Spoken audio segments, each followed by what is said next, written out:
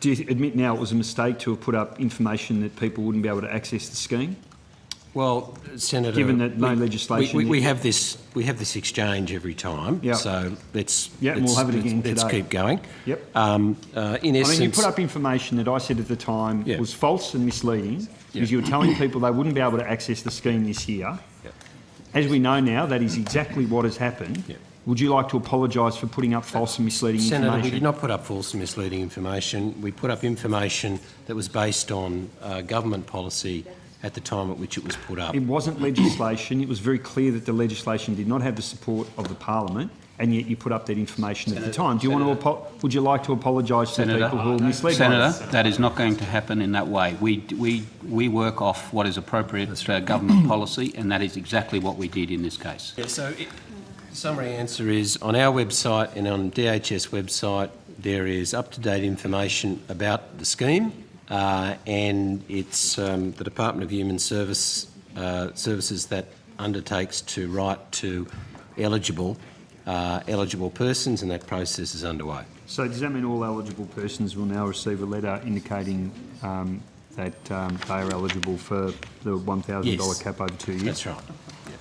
And that's happened in the past. It's always been yes, that way. yeah. I'm just confirming. Is there any other effort that will be made to inform people apart from writing a letter? Any other promotion of the scheme? DHS are funded for the communication parts of the of this particular measure. We don't have a separate measure for some public communication campaign on this. So the existing arrangements where we publicise, outline the policy settings, and the Department of Human Services communicates that directly to the intended recipients, and that's what's happened.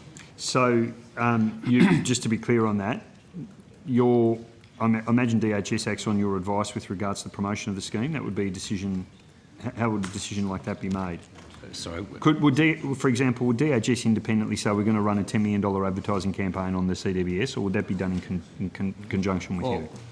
We don't have if there were to be a separate campaign, yes, that would require another decision of government that hasn't been made. So would you be involved in that process, or would that happen independently? Yes. You would be, right. So there's no other campaign as far as you're aware, apart from writing to people? Not at this point. So so the only way people know about this is they get a letter in the mail, once or every year, or how does that happen? So eligibility is determined year by year. Yep. So if you are eligible, if your family is eligible for Family Tax Benefit A or one of a number of other payments during the year, the child is eligible for the entire year. So Human Services doesn't know until the 1st of January who those families are. So as soon as the new year commences, they're able to do a mass mail out to all the families that they know are eligible at that time. And then as families become eligible during the year, they write to those as time goes by.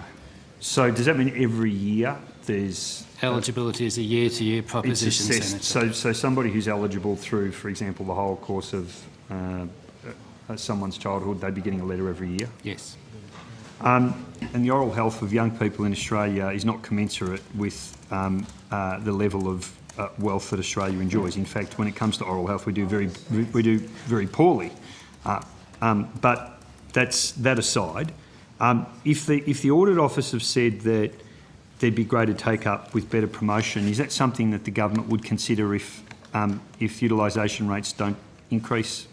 Senator Nash? So would you just repeat that for me, Senator? I was just saying, given that the audit office have said that greater take-up of the scheme would occur with better promotion, and letters have been the way people have been informed of the scheme since its inception, is the government going to consider, if utilisation rates don't increase, an alternative method for communicating it to eligible patients? Well, Senator, that's a hypothetical if, and I'm sure the Minister will be considering that down the track if indeed that occurs. Currently, as you are now well aware, there will be contact with all of those who are entitled to this program, and that will indeed take place.